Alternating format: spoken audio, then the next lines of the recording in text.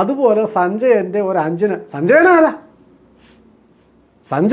പാർലമെൻറ്റിലാരാണ്? ഭരണകൂടത്തിലാരാണ്? ഒന്നുമല്ല, ഒരു ചുക്കുമല്ലാത്ത ഒരു ചെക്കൻ ആണ് ഭാരതത്തിലെ കോടിക്കണക്കിന് പാവപ്പെട്ട, വിശേഷിച്ചും വനവാസികളുടെയും പിന്നോക്ക വിഭാഗത്തിൽപ്പെട്ട ഹിന്ദു വിഭാഗങ്ങളിലെ ആൾക്കാരുടെ നിർബന്ധിത വന്ധ്യംകരണം നടത്തിയ ക്രൂരനാണ് മനുഷ്യൻ. ഒക്കെ രാജ്യത്തിനെ നന്നാക്കാനാണെന്ന് പറഞ്ഞ് അടിയന്തരാവസ്ഥയുടെ പേരിൽ ചെയ്തതാണ്. 5-ന് പരിപാടിയിൽ ഒന്നായിരുന്നു ഈ പറയുന്ന വന്ധ്യംകരണ പരിപാടി. നമ്മുടെ നാട്ടിൽ ഞാൻ കണ്ടിട്ടുണ്ട്. ആ സമയത്തൊക്കെ ഈ ബക്കറ്റ് 75 രൂപയോ അങ്ങനെ എന്തോ, ഒരു 75 125 രൂപയും ഒരു ബക്കറ്റുമാണ് വന്ധ്യംകരണം നടത്തി വരുന്ന ആൾക്കാർക്ക് സർക്കാർ കൊടുക്കുന്നത്. അങ്ങനെ ഈ പാവങ്ങളൊക്കെ ഈ 125 പൈസ എത്രയാണെന്ന് ഉറപ്പില്ല, ആ ചെറിയ പൈസ കിട്ടാനും 1-2 വീട്ടുപകരണങ്ങൾ കിട്ടാനും വേണ്ടി സ്വന്തം മക്കൾ ഇനി വേണ്ട എന്ന് തീരുമാനിച്ച പാവപ്പെട്ട അനേക ലക്ഷം ആൾക്കാരുണ്ട്. ആ കൊള്ളരുതായ്മ നടപ്പാക്കിയ 5-ന് പരിപാടി സഞ്ജയൻ്റെ ഇത് ആയിരുന്നു മറ്റൊരു പരിപാടിയും പ്രവർത്തനങ്ങളും. മറ്റൊന്ന്, ആരെയും വാറണ്ടില്ലാതെ അറസ്റ്റ് ചെയ്യാം, ആരെയും എത്ര കാലവും വിചാരണ കൂടാതെ ജയിലിൽ വയ്ക്കാം. ഇപ്പം മിസ എന്നൊരു നിയമം, maintenance of internal security act, അതാണ് മിസ. അതുപോലെ മറ്റൊരു നിയമം DIR, ഡിഫൻസ് ഇന്ത്യ റൂൾ. ഇത് രണ്ടും കരിനിയമമാണ്.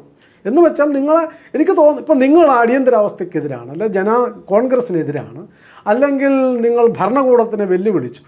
വ്യക്തിവിരോധം ഉണ്ടെങ്കിൽ വെറുതെ ഇങ്ങനെ ഒരു ആരോപണം പറഞ്ഞാൽ മതി, അപ്പം തൂക്കി എടുത്തുകൊണ്ട് പോകും. പിന്നെ എത്ര കാലം വരുമോ ഇല്ലയോ എന്നറിയില്ല, ജീവൻ കിട്ടുമോ എന്നറിയില്ല. അത്തരം നിയമങ്ങളുണ്ടാക്കി ആയിരക്കണക്കിന് ആൾക്കാരെ ജയിലുകളിലാക്കി ദിവസങ്ങൾ കൊണ്ട്. കോൺഗ്രസ് ഇതര 2 സംസ്ഥാന ഗവൺമെൻറ്റുകളാണ് ഉണ്ടായിരുന്നത്, ഗുജറാത്തിലും തമിഴ്നാട്ടിലും DMK സർക്കാർ. 2-നെയും പിരിച്ചുവിട്ടു. ജനാധിപത്യം സംരക്ഷിക്കണമല്ലോ.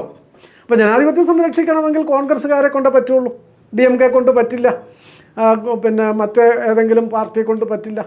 ഇപ്പോൾ ആ DMK ഒക്കെ അവരുടെ പര്യമ്പറം തൂത്ത് നടക്കുകയാണ്, അത് വേറെ കേസ്.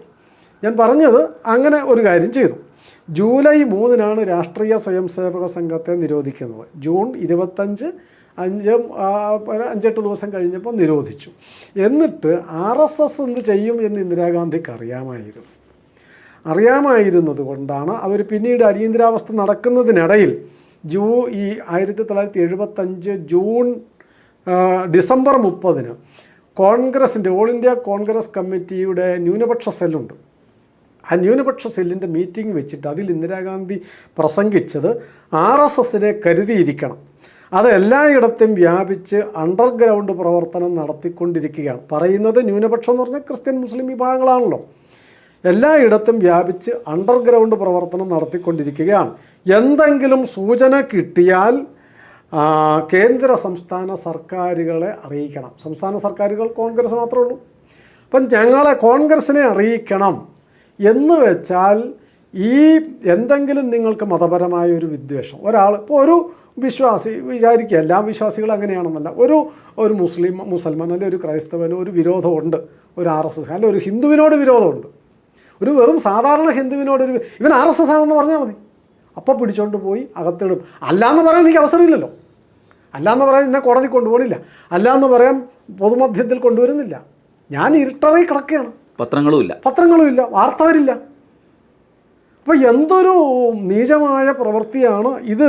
ഇന്ദിരാഗാന്ധിയുടെ ആഹ്വാനമാണ്. ഇതാണ് ചെയ്ത മറ്റൊരു കാര്യം.